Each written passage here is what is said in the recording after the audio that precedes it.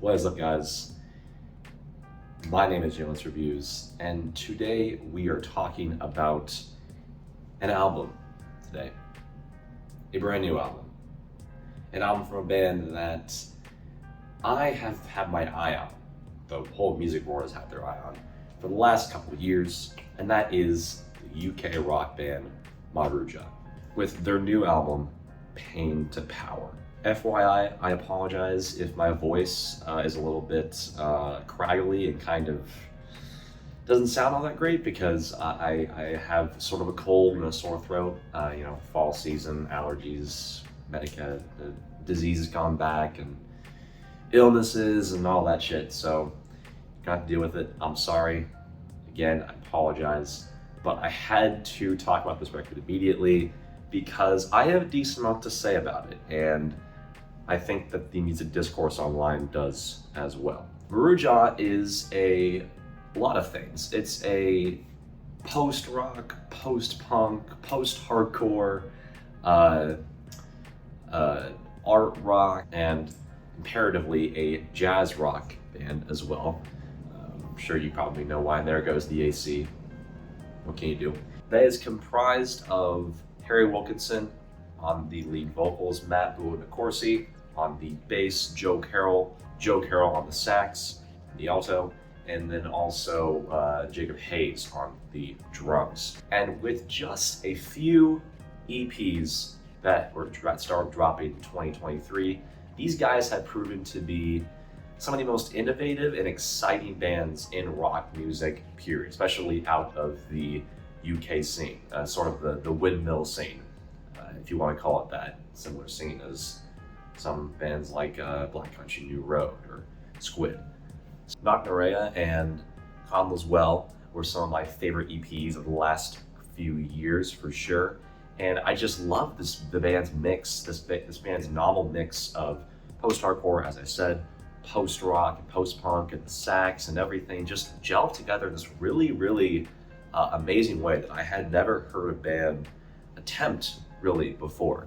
And they really execute the sound amazingly, and there's a clear progression into them finding their sound, finding their calling and what they want to say, because they do have a lot to say, and they are trying to say a lot in this 50-minute record. Right from the opening track, Bloodsport, which is a red-hot, blistering fucking barn burner that eviscerates the goddamn sound system. The drums on this track are absolutely insane. They are so frenetic, they are so fast, they are playing with such intensity. It serves as this excellent start to the record with this, it feels like a heat or an angry wake-up call, especially with these devilish vocal effects laced in the background and across Harry Wilkinson's passionate performance. And the fury, rage, and frustration is manifested in the songwriting as well, with Harry basically placing problems with mental health and insanity in the common everyday man or woman, with the work culture, the oppressive work culture that has continued to value much more the profit and the product that people are making, less so the well-being of that person. Have we heard messages like this before? Sure, I guess, but I do think that the band has a really great way of communicating these types of themes and these types of diatribes with a little bit more maturity, complexity, and just a little more poeticism. Another thing about this track is that I didn't realize this on first listen, but my friend that I listened to albums with a lot, MC13 on Album of the Year, give him a shout out. He pointed out to me after he listened to it as well that the second verse has a pretty easy to hear, if you really look for it, a reggaeton beat in it, which I would never expect a band like Maruja to really go for at all, and yet they do, and it sounds really great because a good reggaeton beat, to me, you kind of need to, I wouldn't say hide it, but you need to do something new with it, something that has never been done before, or add a lot to that melody, or just really make your delivery over that memorable. And I think Harry just raps really fucking well over that section. He just soars over that melody. It is so, guys, it's so good. this opening track is fucking insane, and I think it'll definitely play well for the mosh pit lovers out there. But the oppression and intensity and just passion of this song is almost nothing compared to the following track, "Look Down on Us," which was released earlier this year and was at the time my pick for best song of the year before this album release. The manic and intense first half with the drums and screeching horns is just played so amazingly, and then just the transition with that amazing emotional bridge into the post-rock crescendo that it just really ascends towards is just, it is indescribable, truly. Like the mood and just the overall feeling that this song brings into you. I just don't get how it's possible that the band can make such a cinematic and insane and multi-layered statement in just 10 minutes. I mean, this track touches down on so many different topics like war profiteering, exploitative public and political figures, and civil unrest. It's almost on the verge of being going for biting off a little more than they can chew, going for a little bit too much and trying to fit a lot of different themes and emotional beats into one song. But I think it's done really gracefully here. I just think that the length of the track is definitely necessary, communicating all this to the listener. The following track shows the band's ability to pace the record really, really well with Sorsha, which stands for, means freedom in Irish.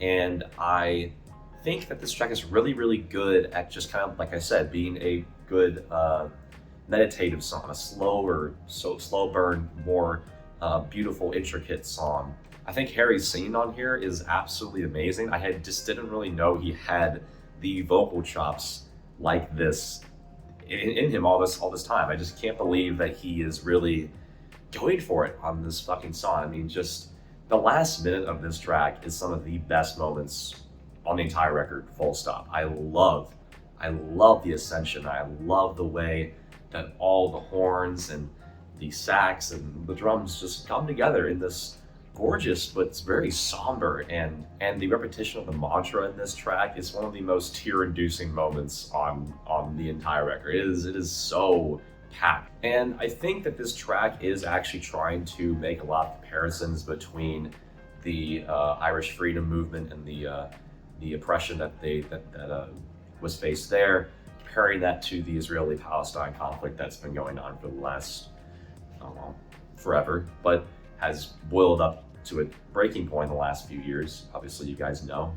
I can see a lot of people having a problem with this sort of narrative focus, this sort of songwriting focus, because they might think it's tone deaf or disrespectful or inappropriate. But I think that the way the band uses, or rather compares, two different catastrophic and horrible events about oppression and protest with each other is sort of like trying to understand the complexities around that by comparing the two of them. I don't think it's trying to take a side in the Israeli-Palestine conflict, not like explicitly.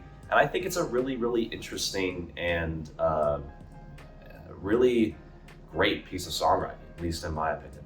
I could see people had a problem with that sort of the way in which the band sort of uses it. But again, I don't have a problem with it. We get the longest track following that, the 10-minute Born to Die, which is an amazingly beautiful track where the band bears their goddamn souls. The spoken word bit at the beginning is just brings some of the best lyricism, but also some of the most thought-provoking in the entire record. I really just love the way that the band builds this up. You really kind of feel like you're headed into uncharted territory, uncharted rock territory when you start this song. And the Born to Die thing, man, it is hard to listen to this and not feel it enraptured and enwrapped in the what these guys are trying to communicate, what they're just trying to say, even if you're not totally well-versed in the issues that they're speaking of right now. The pacing structure of this track is also very interesting because of the way that it begins and ascends in such a entrancing and gorgeous way, but then the final 3 minutes is where the bass blaring post-hardcore influences come back into the fold, and it's just this thrill ride towards the end, like a final push, a final push for vengeance, for a calling for something. It is really, really good. I just blown away by just every single way that this band reaches an apex in their sound. I also think the last 3 minutes of this song definitely has a lot of Rage Against the Machine influence, especially Battle of Los Angeles, with how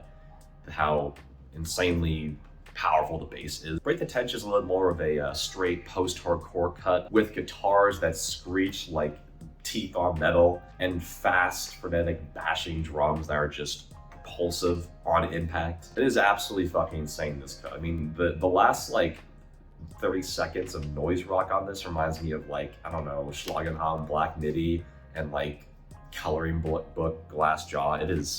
It's insane, the level of instrumental prowess that this song shows. And I love that the frustration is channeled so perfectly into the chorus, talking about this environment, this idea of being trapped in this cycle of hatred, perpetuated by a failing government system. Again, cutting back with a little bit the Rage Against the Machine lyrical influence, I would say. But it's not like one of those tracks where the anger is a little bit cheesy or a little bit over the top or just kind of difficult to really attach to. No, it's focused, poignant, cathartic rage, and just, I mean, if you're pissed at something, this track's pretty good for channeling that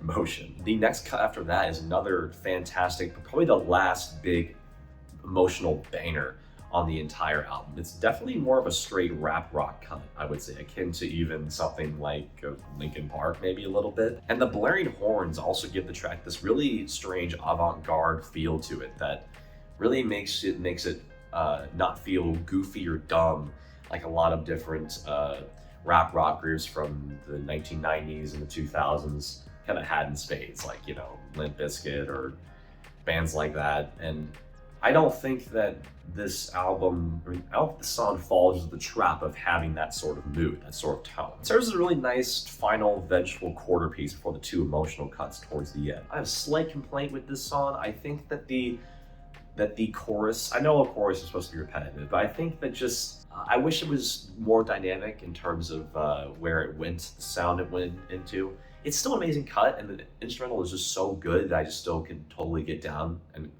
with it and totally fuck with it. But I do think it is a little bit too repetitive. That's all I'm trying to say. Just a little tiny bit, if I could complain a little bit.